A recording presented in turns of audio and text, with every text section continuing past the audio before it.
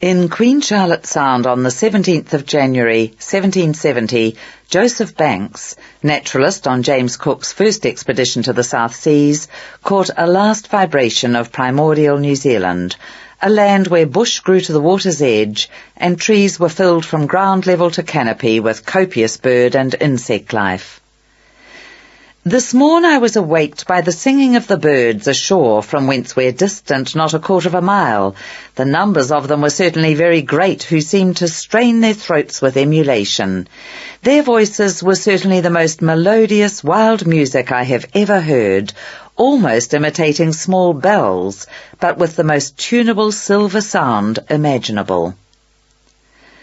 For all its exuberance and beauty, one of Banks's successors would write, that dawn chorus was a mere echo of what could have been heard 400 years before, for by 1770 around half of New Zealand's bird species were already extinct. Gone were the great booming calls of the moa, which we know about from their convoluted bony trocheas, the screaming, mewing and cawing of a billion seabirds, which even in Banks's day were banished from the main islands, and the unknowable sounds of the native ducks, giant geese, and yard-high flightless rails, native crows, and giant harriers. These creatures were gone, along with the flightless wrens and the giant eagles, because the first human inhabitants had carried with them to New Zealand rats and dogs, and the ability to hunt and to make fire. And further extinctions would be triggered by the very visit that allowed Banks to hear that still impressive remnant of the dawn chorus. Norway rats infested Cook's bark Endeavour, and found their way ashore wherever the ship attached itself to land by rope or gangplank. These cunning carnivores, loosed onto a bird population that had evolved without mammalian predators, would initiate another round of carnage that would take further virtuosos out of Banks's avian choir. Pio-pio, Kokako, Saddleback and others. 32 New Zealand bird species disappeared after the arrival of New Zealand's first human inhabitants. Another 9 would follow as a result of European animal introductions.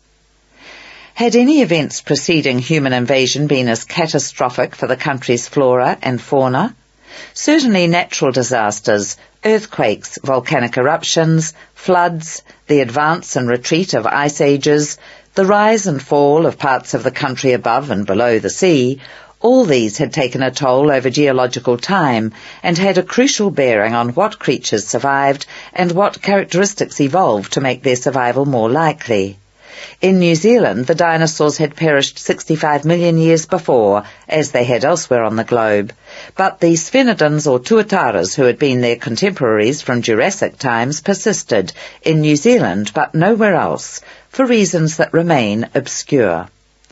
At least one environmental cataclysm affected New Zealand shortly before the beginning of human colonization and may have had a bearing on some of the earliest bird extinctions. The Chinese chronicle Ho Han Shu recorded that, in the reign of the Emperor Ling Ti, 168 to 189 AD, the sky was for many days as red as blood. This reference is corroborated by a Roman document, the Historia Augusta, which reports that sometime before the Deserters' War, 186 AD, the sky was seen to burst into flame. Another historian of the Roman era, Herodian, lists strange portents seen in the reign of the Emperor Commodus, 180 to 192 AD. Stars remained visible by day and others became elongated, seeming to hang in mid-air. Such celestial displays could be consistent with the after-effects of a massive volcanic eruption. The only eruption known to have occurred on such a scale at about that time is that of the Taupo rhyolitic vent. This explosion, possibly the most powerful and destructive anywhere on Earth in the past 5,000 years, emerged from the crater now known as Lake Taupo in the centre of the North Island of New Zealand. It was almost 10 times as powerful as the better-known Krakatoa eruption in 1883, and is likely to have sent tsunami radiating into the Pacific, overrunning low-lying islands and reaching the mainlands of Asia and America.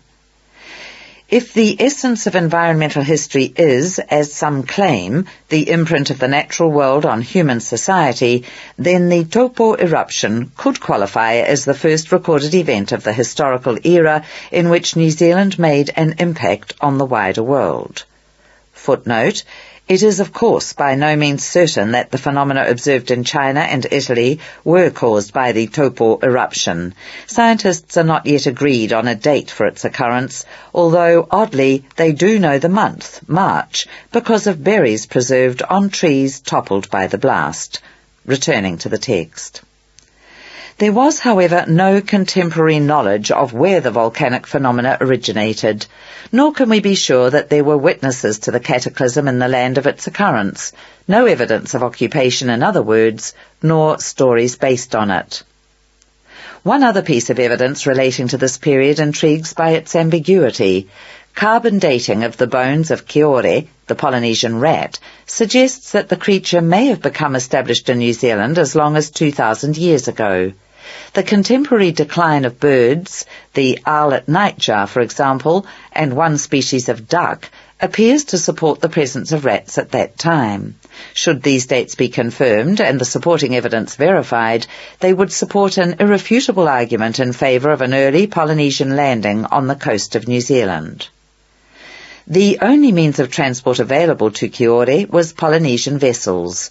The rats' presence in the country so far ahead of organised human settlement, for which there is as yet no evidence, suggests that a discovering canoe landed in both the North and South Islands around 2,000 years ago, and then headed back to island Polynesia, or that the occupants of a canoe remained somewhere in New Zealand at that time, but failed, because of low numbers, single gender, or lack of adequate resources, to establish a continuing colonising population. A third possibility is that a small founding group abandoned the country or was wiped out because of some unexpected natural disaster, such as the catastrophic effects of the Taupo eruption. The inescapable fact remains, however, that to date no direct evidence has been found of a human occupation of New Zealand, no hearth fires, no tools, no human remains or the remains of creatures butchered by humans earlier than the 13th century AD. And it is in the latter period, when occupation and evidence coincide, making it possible to build narratives, that the human history of the country must begin. Everything that occurred before that, the formation of the land, the evolution of its plants and of its bird, animal and insect inhabitants, falls into the categories of prehistory or natural history. And, thanks to the sciences of geology, paleontology and paleobiology, it is possible to establish the sequence and chronology by which a fragment of the supercontinent of Gondwana became the islands of New Zealand, which humankind began to colonize around 800 years ago. Maori, first human inhabitants of the country, had two mythological stories to account for its existence. In the first, Mother Earth was ripped from the embrace of the Sky Father. Ranginui was joined in amorous embrace to Papatuanuku. Within this clasp the world was in perpetual darkness, and the nakedness of Papatuanuku was covered with vegetation that thrived in moisture. The sons of Rangi and Papa lamented the conditions in which they were forced to live between their parents. Eventually they resolved to act. Tumatoenga suggested that the parents be killed. Tani Mahuta objected.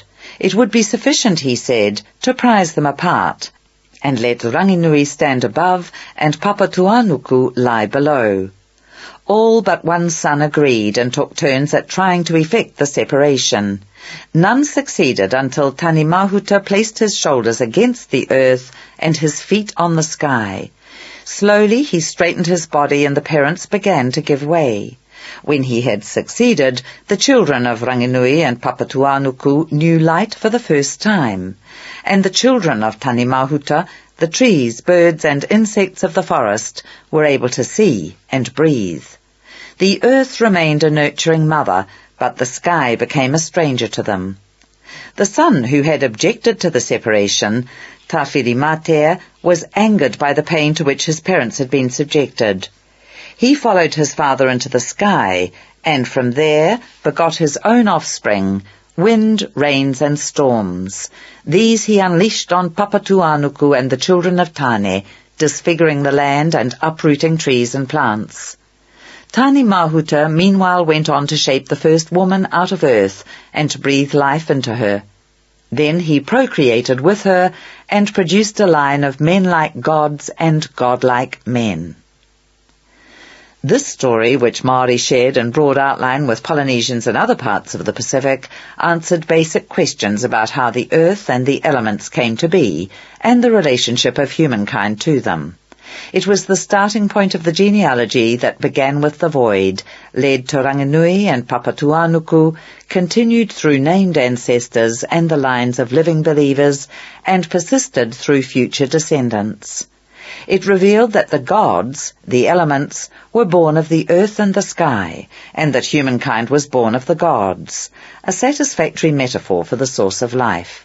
It was one of a number of cultural strands that provided coherence and cohesion for pre-Pākehā Māori society and exhibited some of the textures of that society's imaginative life. It was complemented by another story, also derived from wider Polynesia, to account for the specific existence of the North Island of New Zealand. Maui Tiki a Taranga wanted to go fishing with his older brothers, who refused to take him. So he hid under the bottom boards of the canoe and did not reveal himself until the vessel was far out to sea. The brothers were annoyed by this and wanted to return him to shore, but by this time the land was too far away. So they began to fish, and after a time they filled the canoe with their catch. Now Maui produced his own hook, the barb of which was made from a fragment of his grandmother's jawbone. The brothers refused him bait, so Maui struck his nose and smeared the hook with his own blood. He lowered his line and almost immediately hooked a fish of great magnitude. The only way he could haul it up was by reciting a chant to make heavy weights light. When the enormous fish reached the surface, Maui left the canoe to find a priest who could make an offering to the gods and perform the appropriate ritual. He warned his siblings not to touch the fish until this was done. As soon as he was gone, however, the brothers leapt from the canoe and began to scale the fish and to hack bits off it. The fish raised its fins and writhed in agony. Then the sun rose and made the flesh solid underfoot, its surface rough and mountainous because of the brothers' mutilation. It remained that way, and the name given to it was Te Ika a Maui, the fish of Maui. Both these stories are apt analogies for the tectonic shifts which 80 million years ago prized loose from Gondwana the land that would become New Zealand. The climax of Maui's expedition is a poetic evocation of the upthrusting, downthrusting, volcanism, glaciation and erosion which sculpted New Zealand's modern landforms. The whole process, from the formation of Gondwana until the human occupation of the country, took 680 million years, the age of its oldest rocks. The rest of Gondwana eventually became the continents of Australia, Africa, South America and Antarctica, and the subcontinent of India, all of which would in due course undergo colonization by mammals and hominids. The fragments that became New Zealand, however, lacked land mammals other than a few species of small bat. Those pieces of land made up an arc of primordial landscape, vegetation and creatures which largely disappeared elsewhere. This arc preserved Gondwana ferns and conifers. It carried at least 2 species of land dinosaur, theropods and hypsilophodonts, which, like all their kind, became extinct around 65 million years ago, and freshwater crocodiles that may have died out at about the same time. It also carried tuatara, a representative of the Rhynchocephalia order of beaked-headed reptiles which once inhabited Asia, Africa, Europe and North America, but became extinct in those places more than 100 million years ago, along with ratite ancestors that evolved into the flightless kiwi and 11 species of moa, at least 3 kinds of primitive frog, and the forebears of wetter insects and the worm caterpillar Peripatus. All these latter creatures survived into the era of human settlement, together with other ancient species that crossed the ocean when the gap between what would become New Zealand and Australia was still narrow, as it was until around 60 million years ago. Wattle birds such as huia and kōkako, ancestors of the New Zealand wrens, and bats. What would ensure the uniqueness of New Zealand's landscape, flora and fauna was the fact that the country had been torn loose from Gondwana prior to the evolution of marsupials and other mammals. All its vegetation and animal life continued to evolve in the absence of such predators. And the places that mammals would take in the ecosystems of other countries, all other major land masses apart from Antarctica, would in New Zealand be filled by birds, insects and reptiles. Weta, giant crickets, grew into the largest insects on Earth and hunted like mice. Some of the birds, giant geese and rails, species of duck, the kakapo parrot, some of the wrens, joined the ratites as non-flying ground dwellers. The largest raptor ever known, Harpagornis morai, or Haast's eagle, weighed up to 13 kilograms and developed a wingspan of up to 3 meters. It preyed on giant moa, whose pelvic bones would be punctured by the eagle's enormous talons. Of the moa, one species, Dinornis giganteus, was the tallest bird that ever lived, exceeding ostrich in both size and weight. Others resembled feathered 44-gallon drums atop stumpy legs, their necks ending in absurdly tiny heads. As ancestors of the Maori would discover, birds dominated this largely forested kingdom from coastal bush to inland ranges and across grassy plain and alpine tussock. The whole ecosystem, surrounded by 18,000 kilometers of coastline that hosted fish, shellfish, seabirds and marine mammals, developed over a period of 82 million years into what one 20th century ecologist would call a larder of protein. And that larder was much better stocked for the fact that there was no predator, no thylacine, no bear, no wolf, no large cats to raid it, and of course, no humans. Even as recently as 10,000 years ago, humankind had spread to and over every habitable continent on Earth, including New Zealand's nearest neighbour, Australia. And this occupation and colonisation had major effects on the subsequent evolution of plants, animals and landforms. But not in New Zealand. In New Zealand, as an early geographer put it, a land without people waited for a people without land. Taken literally, such an expression is, of course, anthropomorphic and inherently ridiculous. The land itself has never waited for anybody or anything. It simply is. And life goes on in all its complexity in whatever biosphere evolves, whether or not humanity is present. Indeed, if a land without people could make a choice, it would most likely opt for continuing absence if people were to become the instrument of predation on plants and animals, destruction of habitats, and, in general, the shredding of ecosystems and pitching many of the creatures in them towards extinction. And yet the aphorism has a point. New Zealand was a long time, 680 million years, in the making. Its human inhabitants arrived a mere split second ago in geological time. And those who did eventually find a home there did so because many of them had been uprooted and displaced from other parts of the globe. If the country's geological, natural and human history were represented by an hour on a clock face, then the land began to detach itself from Gondwana at 1 second past 12. Its dinosaurs were gone by 12 minutes past. Its cargo of Gondwana birds was being supplemented by avian immigrants from Australia by a quarter past.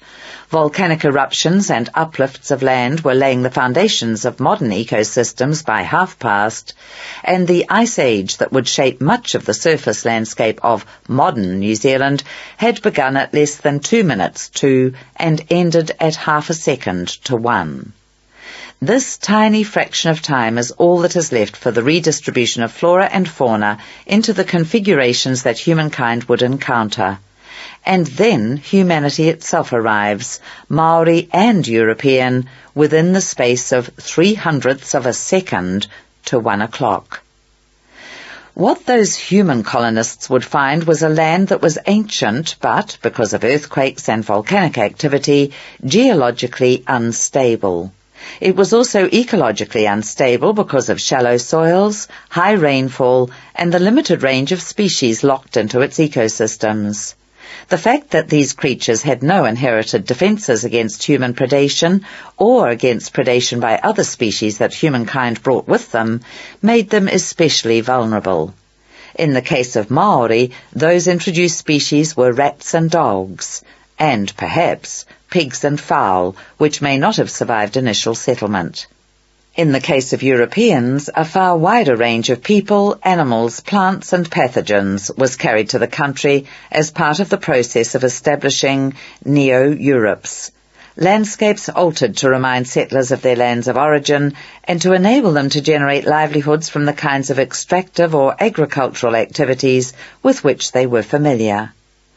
So drastic was the impact of European settlement that one geographer was moved to note that human-sponsored modification of landscapes, which had taken place over 20 centuries in Europe and 4 in North America, had occurred in New Zealand in only 1 century. And an environmental historian, Alfred Crosby, likened the process to giant viruses fastening to the sides of a gigantic bacterium and injecting into it their DNA, usurping its internal processes for their own purposes. Crosby's view implies philosophical and moral questions. Are human beings to be viewed as part of nature and therefore as a legitimate element of any ecosystem to which they choose to attach themselves? Or are they, because of their inherent selfishness, hubristic sense of superiority and unrivaled capacity for manipulation, an inevitably alien and malevolent ingredient in ecosystems that have evolved in their absence? Or is it simply that humankind has failed thus far to exercise its intelligence and technologies to ensure that natural resources are used sustainably and other species not sacrificed unnecessarily to human greed? This history offers no absolute verdict on such moral questions. They will still be there at the end, hanging unanswered over the story that follows. And that story will confirm that history occurs only because humankind has, for hundreds of thousands of years, sought congenial and secure places in which to live, eat, shelter, reproduce, and build cultures.